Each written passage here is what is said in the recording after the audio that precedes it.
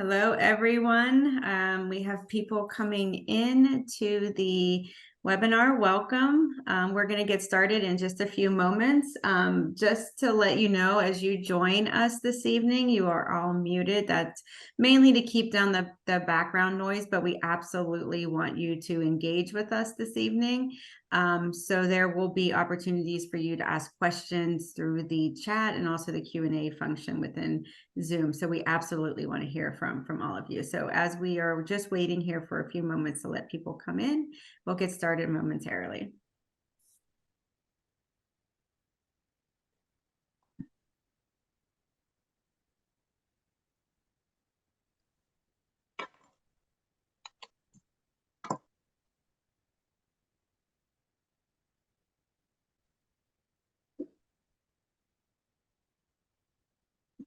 Just wait one more moment, Tracy, and then I'll go ahead and pass it off to you after we just take care of a few housekeeping items. So welcome everyone this evening. And I'm just going to go to the next slide.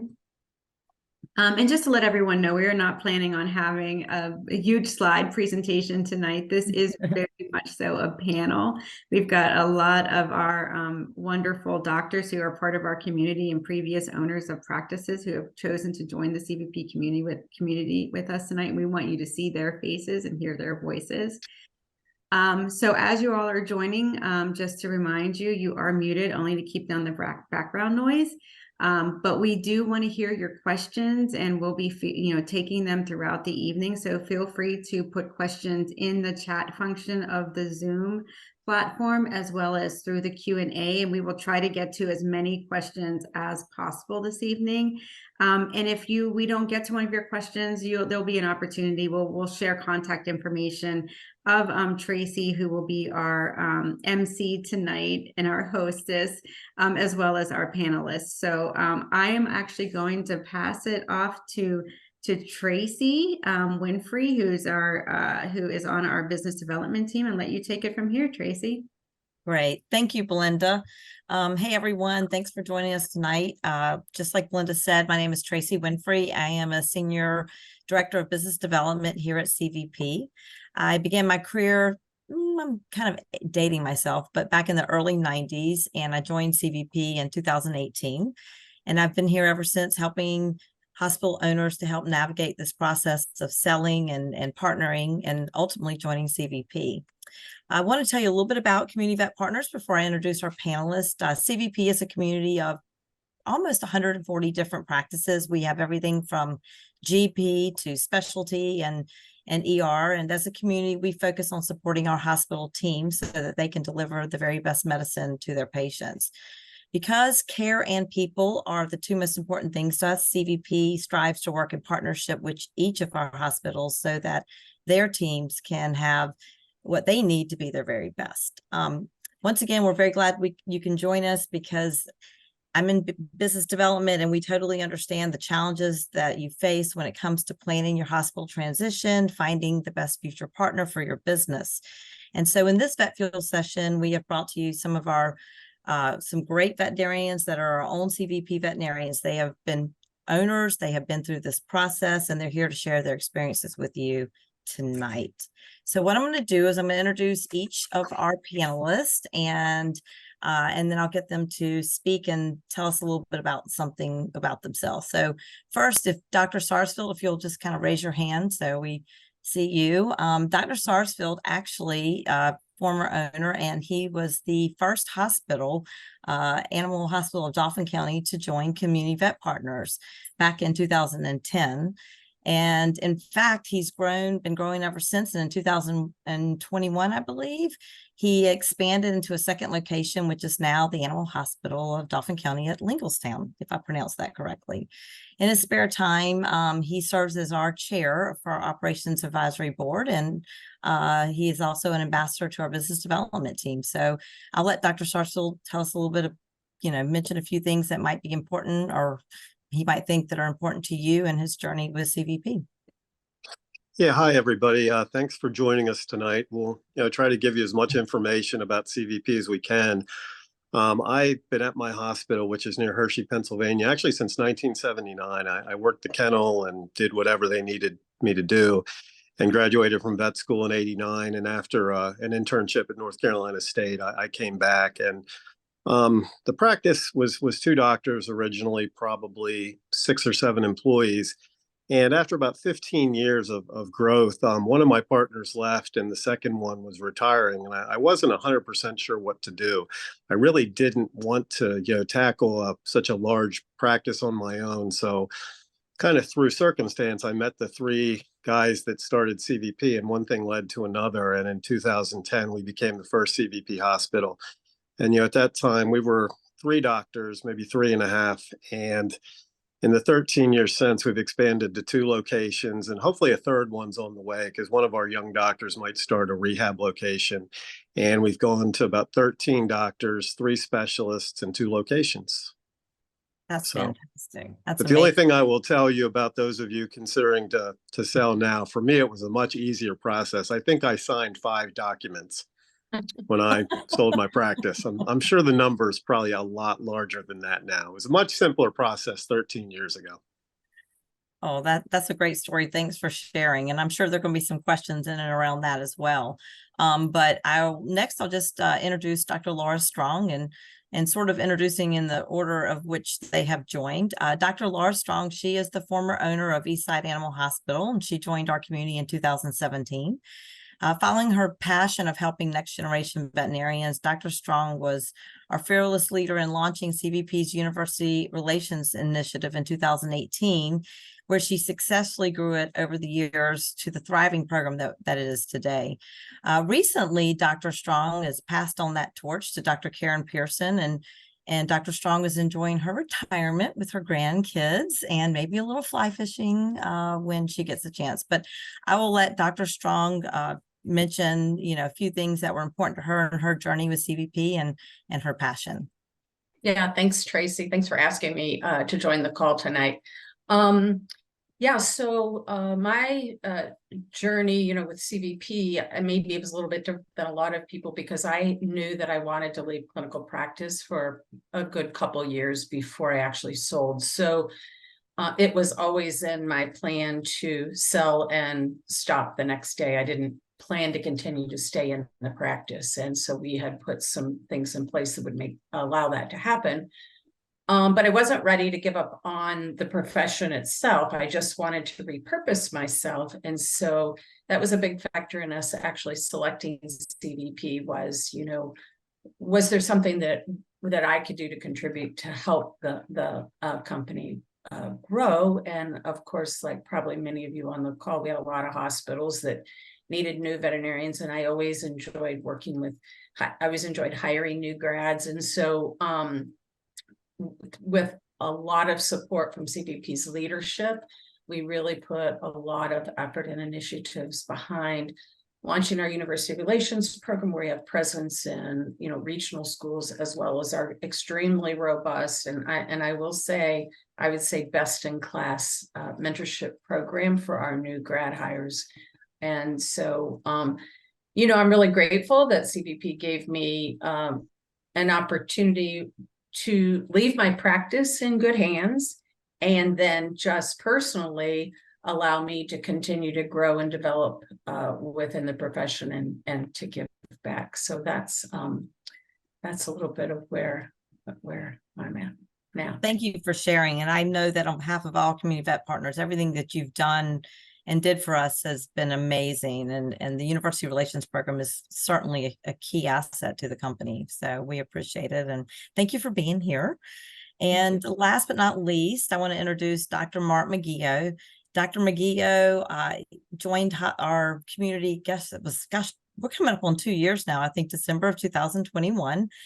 Dr. Mark McGeough and his wife, Sarah, Dr. Sarah McGeough, both are owners of Burkdale Animal Hospital, and joined in partnership with Community Vet Partners, and he remains on as lead veterinarian today. And, Dr. McGeough, you have an interesting history in animal health. I mean, you've done a lot, and would love for you to share a few words about that and how you ended up here at Community Vet Partners. Thanks for having me on the call, Tracy. Now I understand I'm the young one of the group and they just needed a little bit of youth to come in here. But so I'm Wait a happy minute. experience is awesome. I'm a NC State graduate. My wife and I practiced a few years for other people, figured out that we just wanted something more for ourselves, started our practice in 2005. And I think like a lot of people of my group or generation or age bracket, I just thought I was going to work and some associate was going to slowly buy me out and I was going to drift off to 1 day a week and it was going to be this beautiful farewell. And the economy changed, the landscape changed, everything went big corporate fast. And we realized that we could compete in the exam room, but we could not compete getting new vets. We could not compete with product and supply and costs. And so we started looking around, realizing that at some point, if we don't start the process, everything has changed. It would be years before we had an ability to exit because what I thought when we started was completely just disintegrated. So for CVP for us, I know it's corny to say partner, but that's really what got us in. We had a lot of great offers and you can go in for the money, you can go in for the partnership, or you can go in just to get the heck out. For us, I wasn't ready to give up practicing. I wanted to give up HR and I wanted to give up payroll at night. I wanted to give up the things that really were just bogging us down and were really taking the time and money away from being what we thought we were going to be as vets. So CVP for us was a great partnership. It still is a great partnership. I am nowhere near done practicing and kind of at the state now where I thought I had to get out because it was getting too busy and too hard. And now I'm like, I don't know how long I can do this, but I can definitely do it longer than I envisioned. Well, that's a great story. And I think your story and is definitely one that we hear in business development a lot. It's a definitely changing environment. So we appreciate you sharing that as well.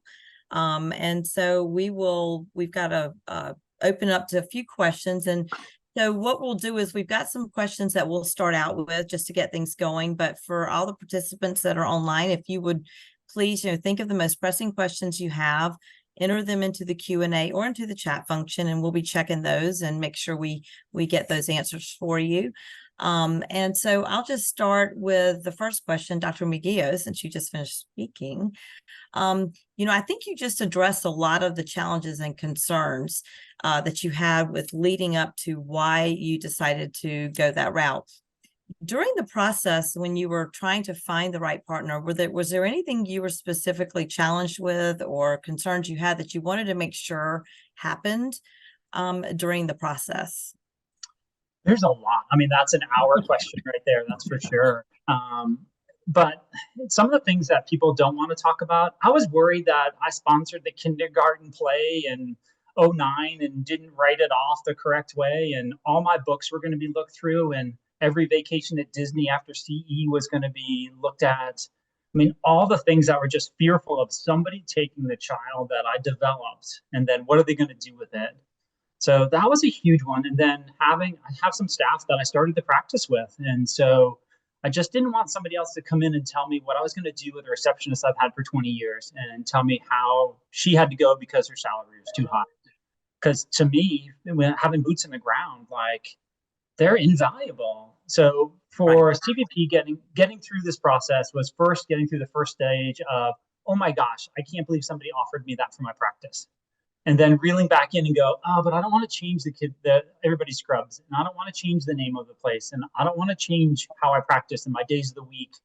And I know you want me to do 7 surgeries, but I can't do that functionally. So that really, after the first shell shock, then we started to whittle down all the smaller pieces, which never really ended up to be a net profit line at the end. It really was, how can we maintain this practice? And you can believe me or not believe me. It's completely up to you, but I still run the practice and I still own the practice and I still go in every day like it's my practice. So nobody looks at me and says, oh my gosh, you sold out. Where's your corporate sticker? Because most people don't really even know that CVP is in the background because they've really been such a silent partner for us to practice the way we want, not have to do some of the major things that we're taking our after hours time. Thank you. I mean, that's good to hear. And we did have a question pop up, and I am assuming this is also for you, Dr. McGee, because I think it's in relationship to what you're saying.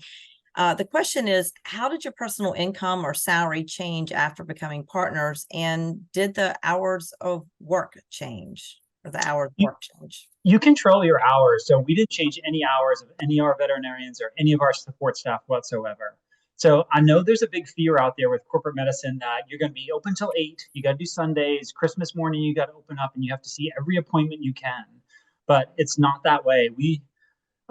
Nobody wants to admit it, but if you have a poor running practice that's not making money and you're not seeing clients, you're not going to sell to somebody who's going to make it the greatest practice in the world. You have to have the insight and the intuition yourself to want more. And when you have that, your practice is valuable, and then you'll have a partner that really sends you off the end. So it's not about changing hours. It's just being more efficient for what you have, because when you aren't having to pay the retail price for drugs, you definitely have more wiggle room in your finances. Economically, it's so simple. If you own your practice, you have cash that comes through that sometimes goes right to your babysitter. You don't have that anymore. Those are just the obvious things. Like there's a means to an end. So when you say, oh my gosh, what's your income going to be? You just got a big check for your practice. So if you're worrying about your everyday paycheck, I don't think you're at the right place. You have to look at the really big goal of, it's like selling a home that you built. I just got this massive paycheck and now they're letting me stay in the home and I'm just kind of cleaning it, working for it. So there's not a pay cut. They're not going to come in and going to take everybody's salary and cut it in half and make you work twice as hard. If that's what's going to happen, that's already in your communications before you get to the letter of intent. You already know that. And if you're making that choice, you're making that choice because it's right for you, not because the business is making you do that. Right. Thank you. That's very helpful. I guess I'll ask this to anyone, including Dr. McGill. The next question is, do you have the final say in hiring staff after becoming partners, including associates? How does that work? Does anyone want to take that one? I'm happy to. I just hired a new associate, so I'm happy to if you guys want to chime in too. Amazingly enough, we had a veterinarian leave and move to the western part of our state. And so we just assumed we're going to be out of vet for a year. You don't have a fight in it whatsoever if you're a lone veterinarian now or a lone clinic. Having CVP is the only real reason that we had another applicant, and we re-signed another applicant within 4 weeks of putting up our job. So we completely said, I interviewed everybody. I talked money with everybody. I talked schedule with everybody. Like CVP was just saying, here's your limits of what you can offer and what you can do. And they were really more realistic than I wanted. In fact, for signing bonuses and relocation, I didn't offer them nearly what CVP said I could. Because sitting in there, it wasn't that valuable. When people wanted 6 weeks vacation, I was really upfront saying, this isn't the job for you. Because if you're 2 years out and get 6 weeks vacation, I'm going to take 6 weeks vacation and you're going to work hard. So we were completely in control of all of our hiring of staff and of associates. That's great. Super. Thank you. And another question comes up. Were you required to agree to work for a certain time after partnering? And we have different veterinarians here, Dr. McGill, Dr. Strong, and Sarsfield. They're all in different positions. So we can let each one of them comment if they want, or we can handle it however you want to. Yeah, I can speak to that because, as I mentioned, I had been planning to not be in the practice, and that was a condition to me selling. So anybody that we entertained a letter of intent from had to agree for me to walk away. However, I had to play my part in that. I wasn't a big producer in the practice for the last 2 years. So when the valuation came through, that was part of what came down to the EBITDA. So I think the length of time that you can or need to or have to, however you want to phrase it, whatever's right for you, depends on how did you pre-plan for your next step in your career. Do you have a transition plan? Were you a big producer? I mean, if you produce, $750,000 a year for your practice, you're probably going to have to stay on until that income gets transferred to someone else in the practice. Makes sense. So Bob, I don't know if you want to expand on that. Yeah, I mean, for me, there really was no requirement. There was no language in my original contract about how long I had to stay, but I wanted to stay. And, the guys that ran CVP at the time, they knew that. It was more of a verbal thing. So for me, I could have left 2 weeks later, 2 years later, but, here I am 13 years later. And you were our first, so thank you. I agree with Laura, is you go into this with your expectations of what's coming out. If your expectation is you're not working and you want to sell the practice and not continue to work, that's what your letter of intent is going to say. For us, we were nowhere ready to leave, and we were big producers in a practice that we built. So we knew we're going to stay around. And really, I was more worried what happens if I am a big producer, I am getting a big paycheck, and they're like, hey, let's cut him. So I was more worried about what they were going to do with me versus what I was going to do with them. Got it. Cool. Thank you. Thanks for those answers. So this next question is CVP actively purchasing practices despite economic uncertainty? And I can answer that. We are. So we absolutely are purchasing practices. It is definitely been an economic change, but we are looking for the right hospitals to partner. So that would be the answer. And the next question is, do you partner with single doctor practices? We absolutely are considering all our options. It's going to be dependent on demographics, where we currently have hospitals. There's a lot of things that go into those factors of making decisions on the right partnership. So we welcome you to reach out to us because we would love to talk to you. So there's those. And all right. So another question is, let's see, I'm looking to see what hasn't, because we've covered a lot of territory here. What has been your overall experience of working with CVP, and how has it differed from your expectations? I'll leave that open to whoever wants to answer that. Go for it, Bob. Start us out.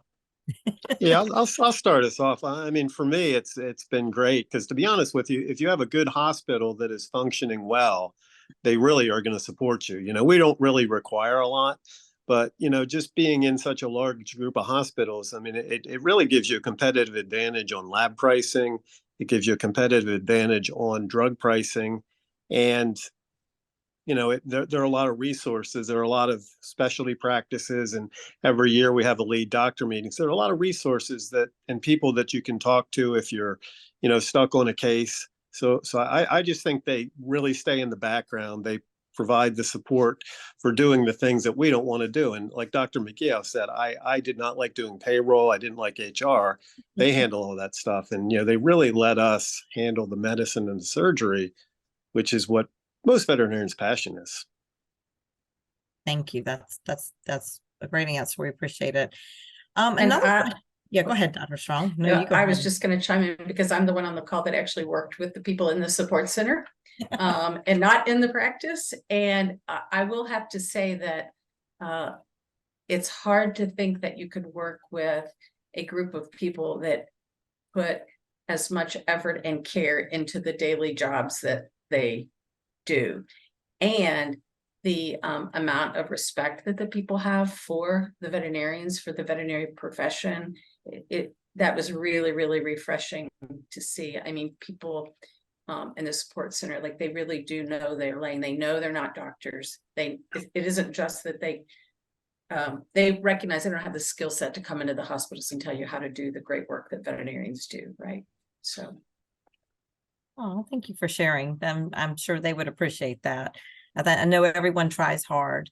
Another question is, and I'll ask Dr. McGee since you're the most recent, once you've signed your LOI, I'm going to put you on the spot here. Once you signed your LOI, what was it like post signing the LOI through the diligence process? I think that's a little daunting for many people. And what can I expect, and how's the transition and integration? So what was that like for you?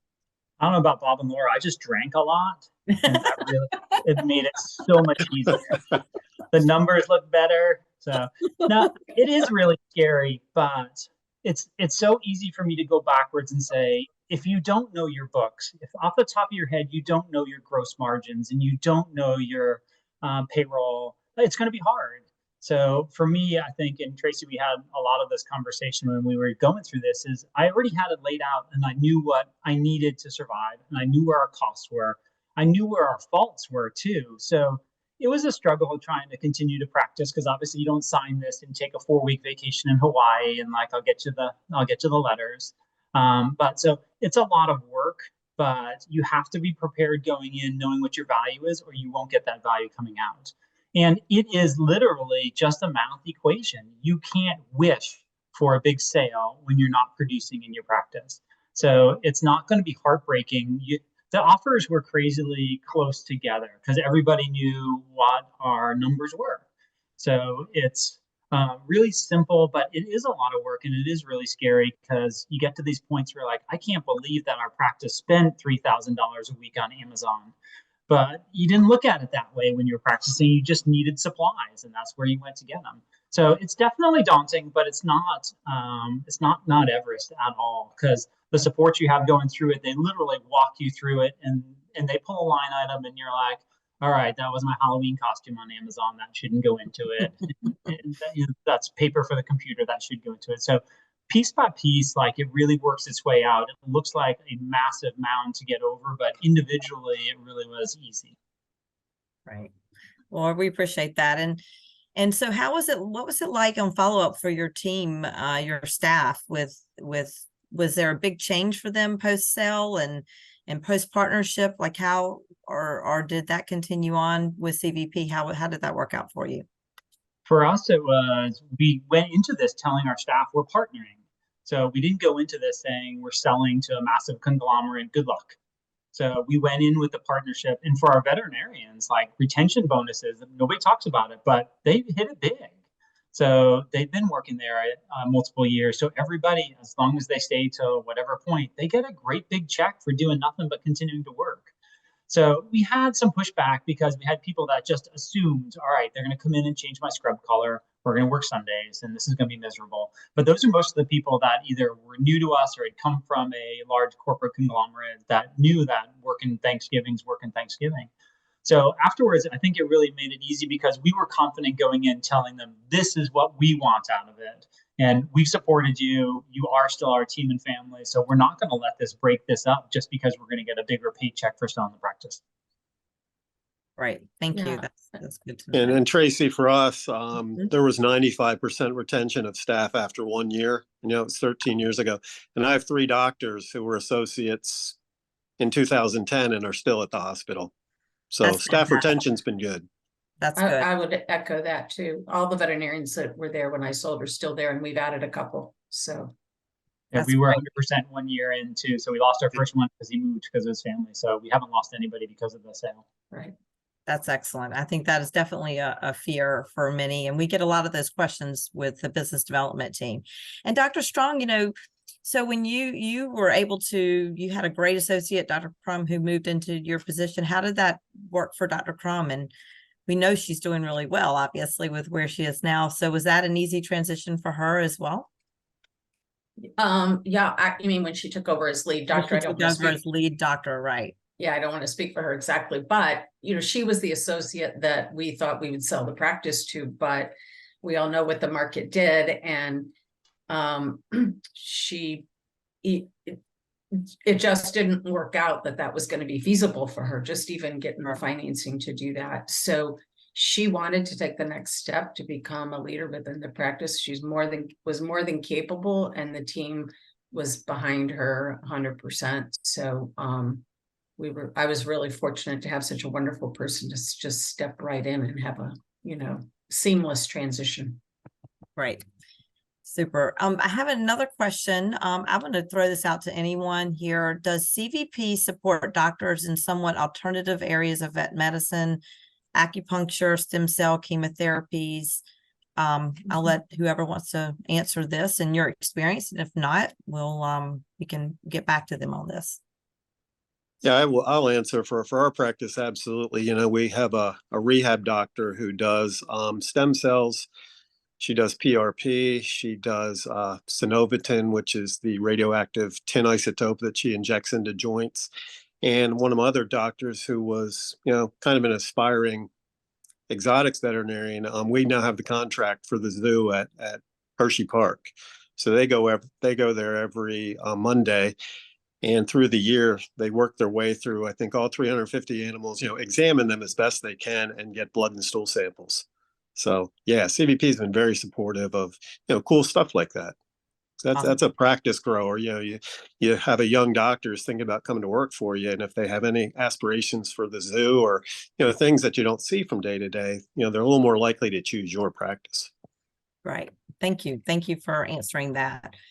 Another question is, can you give any advice when someone's looking for the right partner?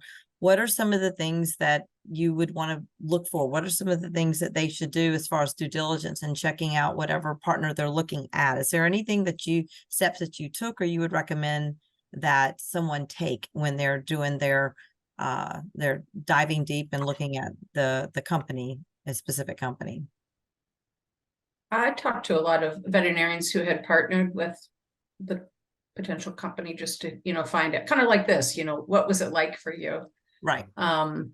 That was really important. And of course, I tried to do my due diligence to ensure that the legacy of the practice that I had built was going to be maintained. And legacy, I'm not sure I really like that word because it kind of means a little bit of a different thing to everyone, but the practice had been in my family for 45 years. So it was just important that Sure.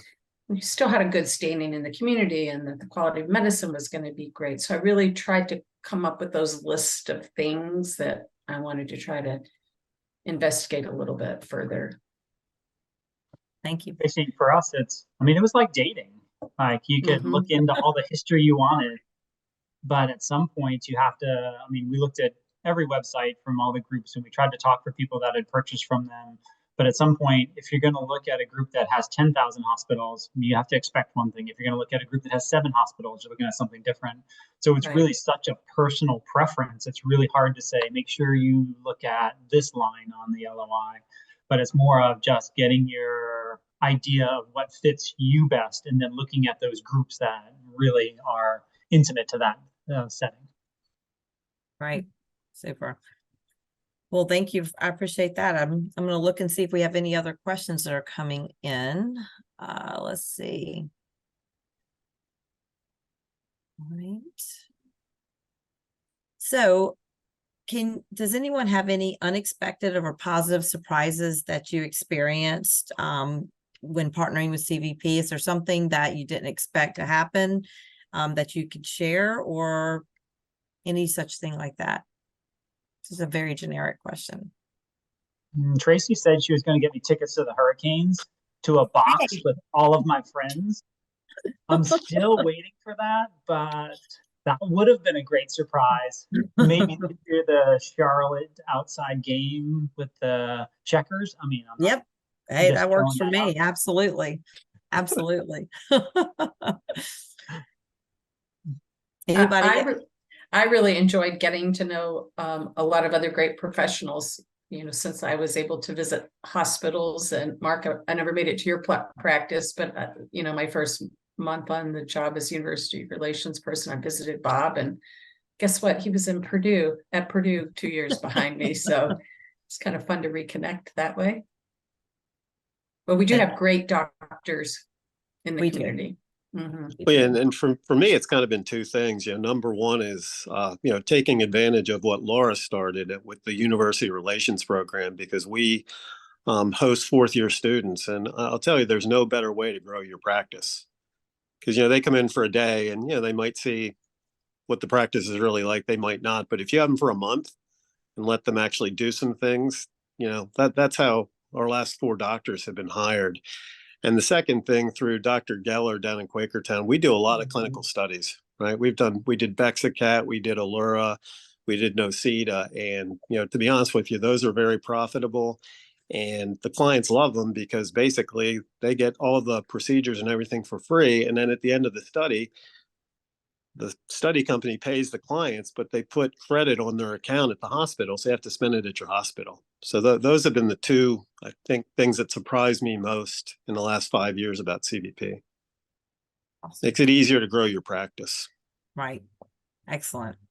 Well, thank you. We appreciate it. I'm going to check. Let's see if we've got any. Are there any other questions anyone has in the participants? Feel free to submit them. Just type them into Q&A and for our panelists here, anything you want to know, anything about working for CVP, I do have some other ones here I can mention while we're waiting. Let's see. So I'm not sure who wants to take this one. I can do Dr. Strong or Dr. McGill since you're more recent. Since Dr. Sarsfield, I won't go way back when you first started, but during the financial, for the financial diligence and then the integration process, how was the CV team with regards to integrating your staff and getting payroll on schedule and getting things going so that you're part of the community? Was that easy? Sometimes that can be challenging, I know, and that can be daunting to people who are thinking and considering of selling. How was that with CVP? I would say, listen, my experience, Mark might feel differently.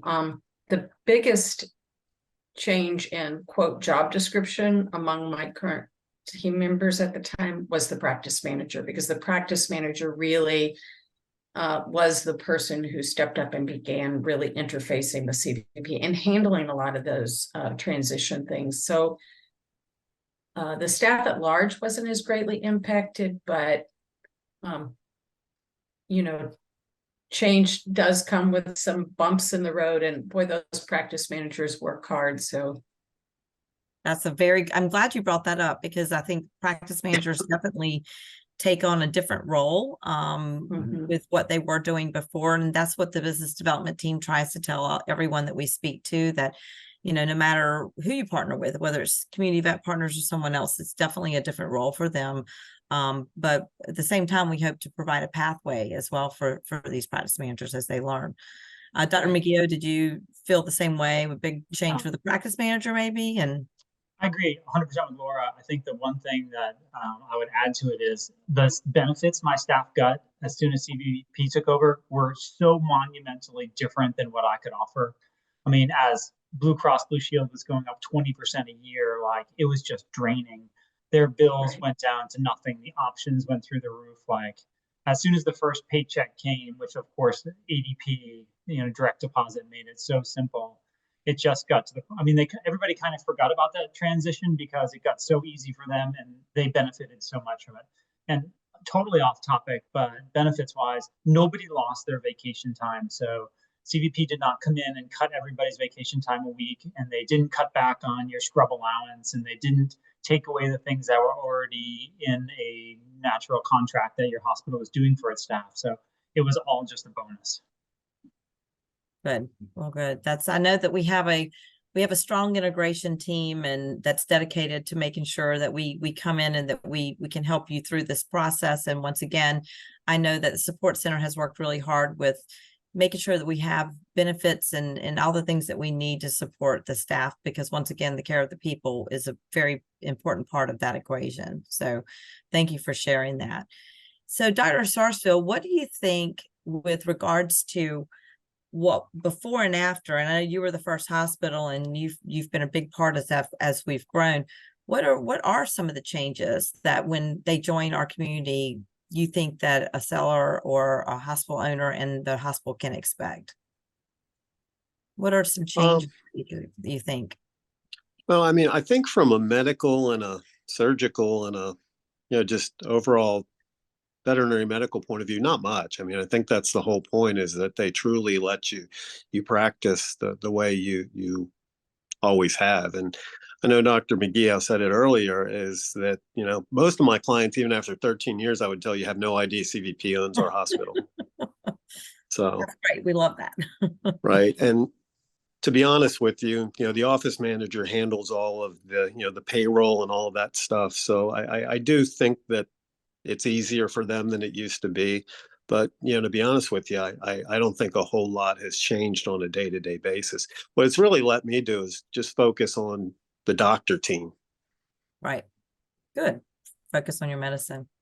I mean, one thing it won't do is it's not going to lessen your load, because we are so busy. So if you're not planning on an exit, plan on working hard, because it's a snowball effect. You're still working hard. You're still seeing a lot of people, but you get to just walk out at 6 o'clock when the doors close, and you don't have to make sure you stay there to put the new lights up and change the air filters. There's so many pieces of it that you get to do just veterinary medicine for, that you really become more profitable and it's more fun. Right. Super. Well, thank you for that as well. Let me look, I'll check the Q&A and see if there's any more questions.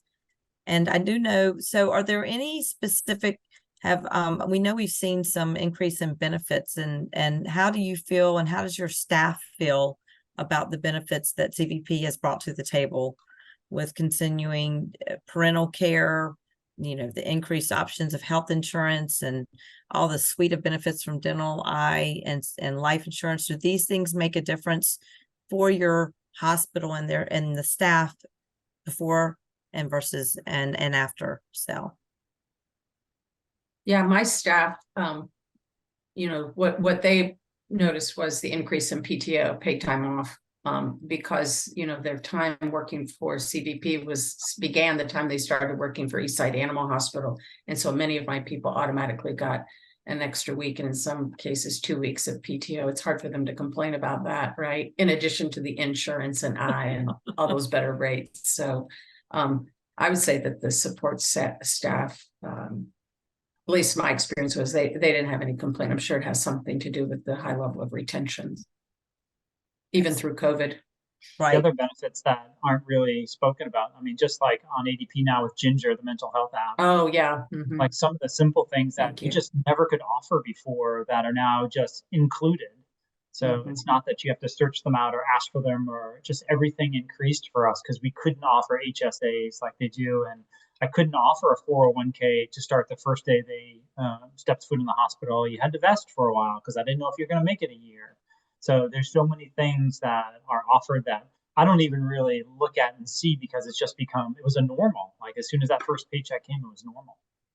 Well, thank you both, because those are important things, and the gender health is certainly something important in the veterinarian industry. So that's been a focus for community vet partners to make sure we implement that. So I'm glad you brought that up. Something else. Tracy, my technician Ashley, who I've worked with really very closely for 2 years, she's out on maternity, and she very greatly appreciates the paid maternity leave. That's nice, isn't it? Yeah. Yeah. So, and it's great that we have maternity. And if you're a male and you have a child enter the home, you get paternity leave. So it's a true parental leave, which is a big bonus. Another thing that I wanted to bring up, speaking of benefits, part of the benefit program is a lot of veterinarians who maybe they couldn't, buy their own practice at the time, or maybe they're associates there and they want to be a part of the community with investing and having the rewards. We've developed our community, partners investment program, the CHIP program. And I was going to see and ask you guys how your associates feel about that, and practice managers, because we open it up to those as well. So how does that work? And has that been a good thing for you? I'm happy to start. And you get to invest. I couldn't offer that to my staff. I couldn't offer them to invest in the practice because I just assumed one day a vet would buy it. That was working for me. So now that all of our associates, which I think all of them have contributed in our office manager, they have an investment into doing better. So it's just not a paycheck by the end of the week, but I don't remember if it's once a year or twice a year. I can't remember. They get to invest in the practice they're in. So the retention rate stays greater because you're then invested and you get back. So for us, it's definitely been a big draw that I just couldn't offer before we partnered. Yeah, Tracy, I think 5 of our associate doctors are invested, and my practice manager, she's been, I think, in the job a year and a half. Her and her husband are going to invest in this cycle, which I think is pretty much right now. That's great. That's great. I Yeah, mean, gives some I think it just gives the younger doctors, like, it might not be $1 million, but it can be a significant investment, and it's a way that you can kind of share in CVP success. Absolutely. That's a very good point. And thanks for sharing. Another question that I was just thinking that we encounter in business development, with regards when you're considering selling and you've got associates that do want to sell, and I think Dr. Strong, you mentioned that, how flexible was Community Vet Partners with regards to what type of deal structure they provide and partnership, buyout, there's all of these different things that I know that some of our hospital owners on here are probably considering or don't even know that that's an option. So that's something that Community Vet Partners was flexible with regards to, I know Dr. Sarsfield, you were the first, so I know there was a lot of flexibility there. But you know, I was just going to ask that question because I think that's an important piece of it.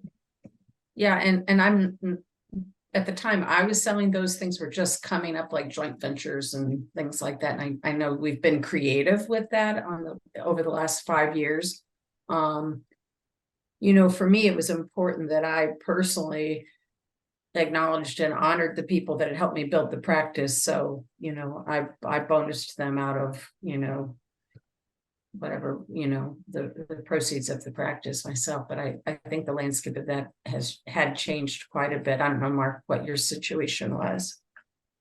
We were both. We had obviously retention bonuses from CVP, and then we bonused them us because we were the same way. As we just didn't want somebody to think this was all about us. Because I mean, we've built our practice on the sweat of everybody's back. So we did that, and we still do that. Christmas time, we still do our same bonuses for everybody because they're still what gets us to the finish line every day and every week. So there's plenty of gifts and bonuses from CVP, but we still, I mean, we're there every day. You know, the days that they don't get lunch because we have too much surgery, we could buy lunch. Like those are still the things that make our practice special. And CVP is just really, it's just an additive when they get more from that. We didn't really have to change very much. We were very vanilla in our sellout because it was my wife and I that were there. There wasn't anybody that was interested in being partners or building it. So we were quite vanilla with our sale. But still, we do the exact same things you're doing is we still honor the people that are still working so hard for us. Great. So another question along as far as post-sale and operations, one thing Community Vet Partners, we talk a lot about partnership as Dr. McGill mentioned earlier, and whether, you know, no matter what the deal structure is with regards to our hospital owners that join and the hospitals that join our community, we do pride ourselves in working in partnership. So tell us a little bit about your experience with how does CVP partner with you on decisions? I think we've covered a little bit about hiring and thank you on that. So is there anything else when it comes to practicing medicine, we try to leave you alone, but are there other ways that CVP partners that you feel are good that has been beneficial to you, or the ways that we've provided support? And I know that's vague, but for us, I think for us, a lot of it has been new equipment. But, you know, the difference now is when I own the practice, we could say, okay, you know, we'll just buy whatever we need. And now, you know, you have to go through a business plan and show that it's going to be profitable. And to be honest with you, that's probably the better way of doing it. So. yeah, Because there's a little more accountability, because you actually have to think, well, you know, how many times am I going to use this, and what are we going to charge? So there's got to kind of be a plan instead of saying, okay, it's the end of the year, you know, we need a tax break, we'll buy it. So I think it just lets you be more thoughtful about what you're actually purchasing. I thought I was the only one that did that. No, I think everybody does that. Yeah, it's from my previous experience. Dr. McGill, you were going to say something? I mean, right along Bob's line, same thing is if you have a ridiculous request, it's a ridiculous request. So somebody's going to actually call you out on it and go, okay, do you really need that? It's because you're not going to use it. So having a business plan for purchases is a little different. But I think the one thing that is the greatest about the partnership is the lack thereof. Is you don't have somebody telling you, okay, here's your computer system, here's your management, here's your schedule, and your ultrasound broke, well, we're not going to purchase it. So, I mean, the fact that nobody really has to step in and it's just kind of fluid is really great. Right. So I have another question that came in, Dr. Strong. I may get you to speak to this if you can. It says, what type of or kind of student loan assistances does CVP offer, if any? You know, I'm not sure where those conversations are right now. We have in the past offered a couple of awards at some of the universities for students. But I honestly, I don't know where we are in student loan assistance. Once we have a student in vet school, we do have a robust summer colleague program, which is an 8 to 10 week paid. experience in our practices where the students get a stipend, plus they get a pretty nice stipend for housing. And so we support students that way, and we encourage our like most veterinary practices employ summer veterinary students. So we encourage students who are working for our hospitals to apply for that program. So that helps. And then they get an opportunity to learn a little bit more about veterinary medicine rather than, they have to do the necessary jobs that they have to do. But I can't answer the question about student loan assistance. So on that question, we'll get some detailed answers and send those out. Hey, Tracy, I think I can help you with that, because I think Okay. I don't really think that's the actual question. I think the question is, hey, these corporations, some of them are giving us a $50,000 signing bonus so that I can pay off some of my student loans. And everybody's got to know there's a clawback to that. It's not free money. So nobody's giving away free money. And I know Laura and Bob are on the same page.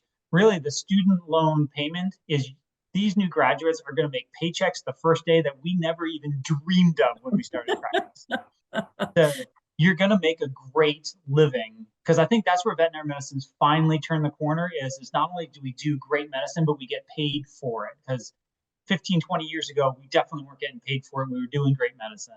So when you're asking about student loans, I think you're really asking about, how do I get free stuff to pay off my loans faster? We all had to at some point invest in the mortgage. And when you invest in veterinary education, you are guaranteeing yourself from here forward an occupation, a job in any state, and a great living. And I know all three of us, when we graduated school, we did it because we loved it, not because we thought we were going to make a great amount of money. So right now, that really is the focus, is there is no free paycheck. It's all going to be a clawback at some point. It's going to be a 5-year contract. It's going to be, hey, if you leave early, you have to pay it back. So if you're being productive, you're going to make a great wage at any practice that you're at. I think that's excellent. Very well said. Yeah, that's very well said. And I would also like to just add in, and I know, Laura, this is something that you can speak to. One of the things that CVP has done in the last 2 years is we have invested in the early careers of our veterinarians through our catapult program that Laura had mentioned earlier about the very robust mentorship that's included in that program, as well as hands-on training through wet labs with Viticus Group out in Vegas.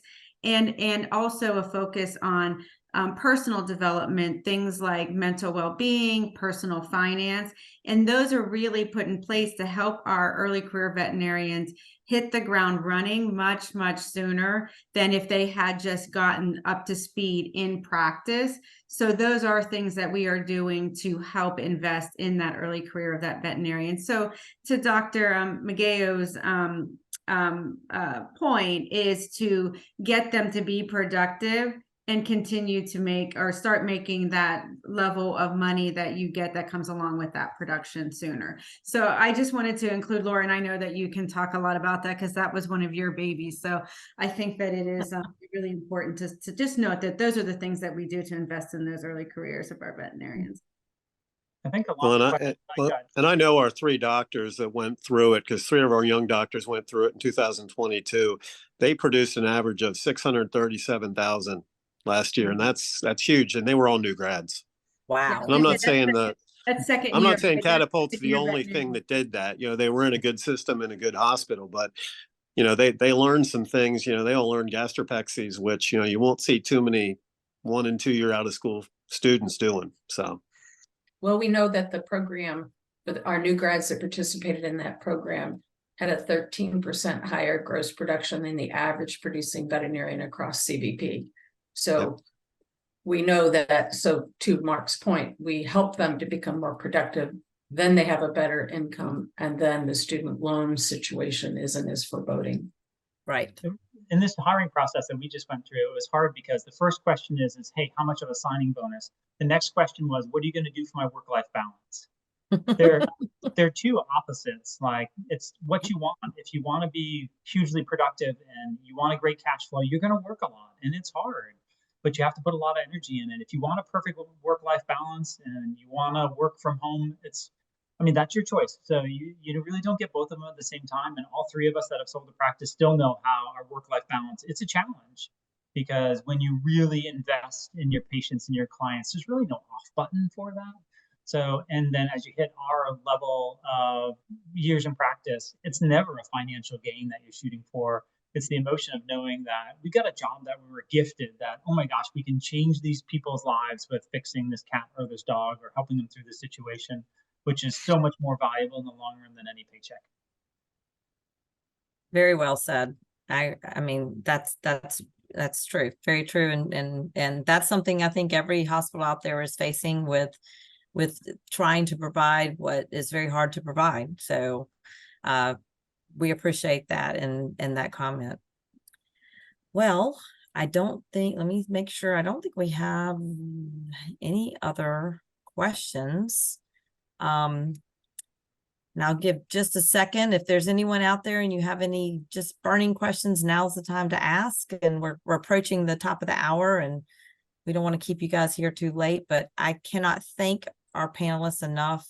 You guys, y'all bring a wealth of information and knowledge and different levels of places you are with Community Vet Partners, but you all have been awesome tonight and providing, I've learned a lot too. It's been great having you guys speak for us. And for those that have joined tonight too, you know, we hope to have future situations where we do future panelists like this and bring in, and we want you to bring your questions forward. And if you have any other questions that come to you afterwards, we have put up on the screen a way to contact us. Feel free to send an email, shoot over. We will reach back out to you and contact you, and happy to have a conversation one-on-one.